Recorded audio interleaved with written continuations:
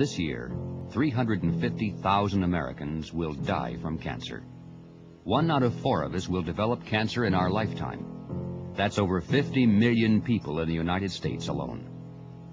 The purpose of this presentation is to show that this great human tragedy can be stopped now, entirely on the basis of existing scientific knowledge.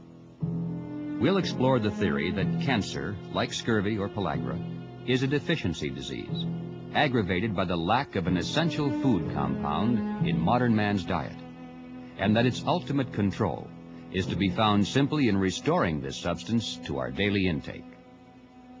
We are not in the business of promoting vitamins, food supplements, or products of any kind. We are not prescribing any course of treatment. We endorse nothing except freedom of choice. We have nothing to sell but facts. What you are about to hear does not carry the approval of organized medicine. The Food and Drug Administration, the American Cancer Society, and the American Medical Association have labeled it fraud and quackery. The average physician, however, is less dogmatic. He's more apt to say, let's give it a try and then pass judgment. Consequently, an increasing number of doctors all over the world now are testing and proving in their own clinics that the vitamin concept of cancer is true.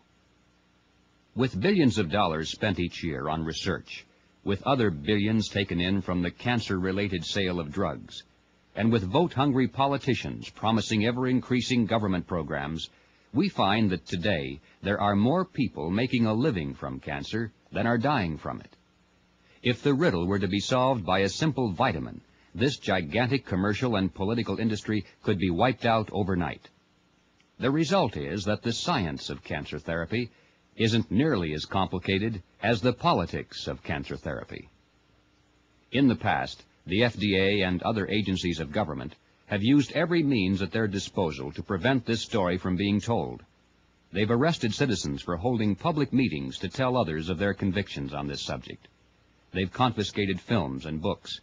They even now are prosecuting doctors who apply these theories in an effort to save the lives of their own patients. With this background in mind, it may appear to be the height of folly to proceed with this presentation. But, ladies and gentlemen, if the story that follows is true, as we firmly are convinced it is, then in the name of humanity, someone simply has to stand up against the bureaucracy. And we are determined to do it.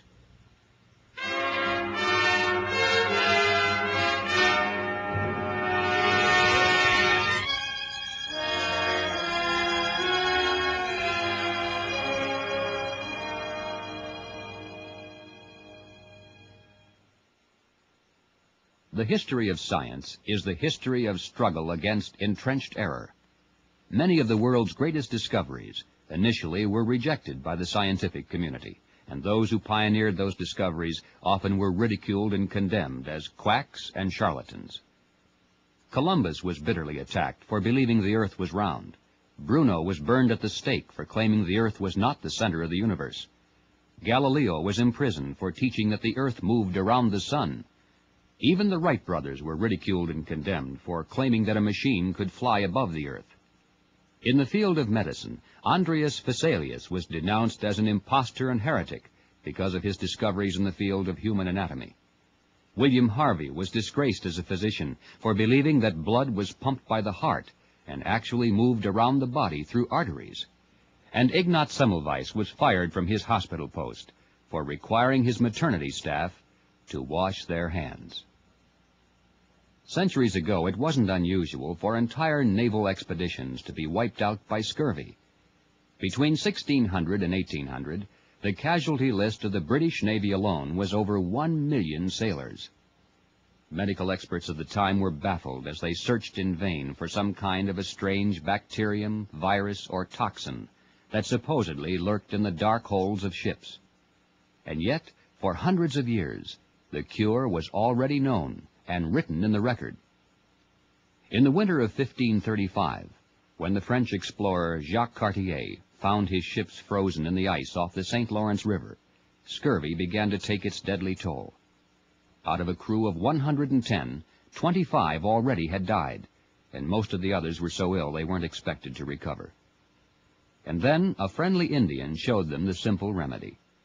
tree bark, and needles from the white pine, both rich in ascorbic acid or vitamin C, were stirred into a drink which produced immediate improvement and swift recovery.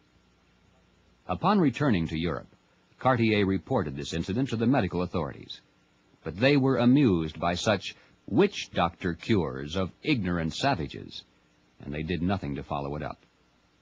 Yes, the cure for scurvy was known, but because of scientific arrogance, it took over 200 years and cost hundreds of thousands of lives before the medical experts began to accept and apply this knowledge. Finally, in 1747, John Lind, a young surgeon's mate in the British Navy, discovered that oranges and lemons produced relief from scurvy, and recommended that the Royal Navy include citrus fruits in the stores of all its ships. And yet, it still took 48 more years before his recommendation was put into effect. The 20th century has proven to be no exception to this pattern. Only a generation ago, large portions of the American Southeast were decimated by the dread disease of pellagra, which was thought to be contagious and probably caused by an as yet undiscovered virus.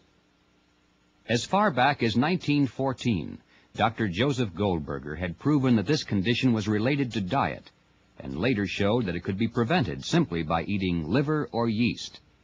But it wasn't until the 1940s, almost 30 years later, that the medical world fully accepted pellagra as a vitamin B deficiency. By 1952, Dr. Ernst T. Krebs, Jr., a biochemist in San Francisco, had advanced the theory that cancer, like scurvy or pellagra, is not caused by some kind of mysterious bacterium, virus, or toxin, but is merely a deficiency disease aggravated by the lack of an essential food compound in modern man's diet. He identified this compound as part of the nitriliside family, which occurs abundantly in nature in over 1,200 edible plants, and found virtually in every part of the world. It's particularly prevalent in the seeds of fruits, but also is contained in grasses, maize, sorghum, millet, cassava, linseed, bitter almonds, and many other foods that generally have been deleted from the menus of modern civilization.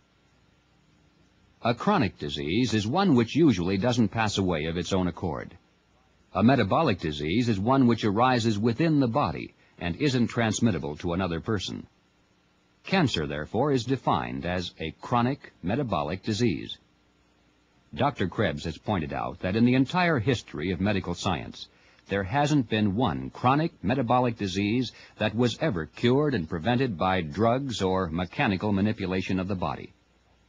In every case, the ultimate solution was found only in factors relating to adequate nutrition, and he thinks that this is an important clue as to where to concentrate our scientific curiosity in the search for a better understanding of cancer. But there are other clues as well. Before looking at the more technical aspects of Dr. Krebs' theory, it's well that we examine some of them. For example, domesticated pets often seek out certain grasses to eat, even though they're adequately filled by other foods. This is particularly likely to happen if the animals are not well. It's interesting to note that the grasses selected by instinct are Johnson grass, Tunis grass, Sudan grass, and others that are especially rich in nitrilicides, or vitamin B17.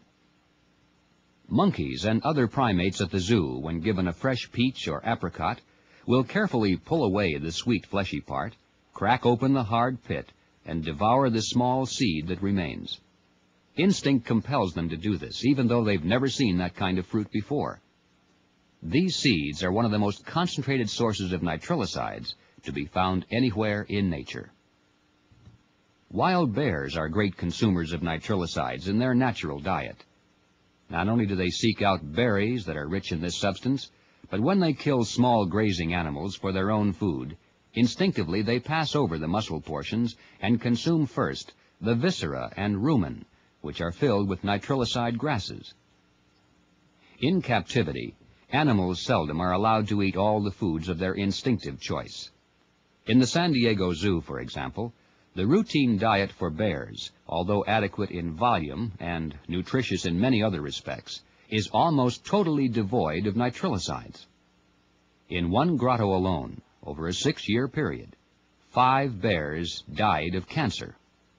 It was generally speculated by the experts that a virus had been the cause. Now, it's highly significant that one never finds cancer in the carcasses of wild animals killed in the hunt. These creatures contract the disease only when they are domesticated by man and forced to eat the foods that he provides and the scraps from his table. Dr. George M. Briggs, professor of nutrition at the University of California, has said, "The typical American diet is a national disaster. If I fed it to pigs or cows without adding vitamins and other supplements, I could wipe out the livestock industry." A brief look at the American diet tells the story. Grocery shelves now are lined with high carbohydrate foods that have been processed, refined, synthesized,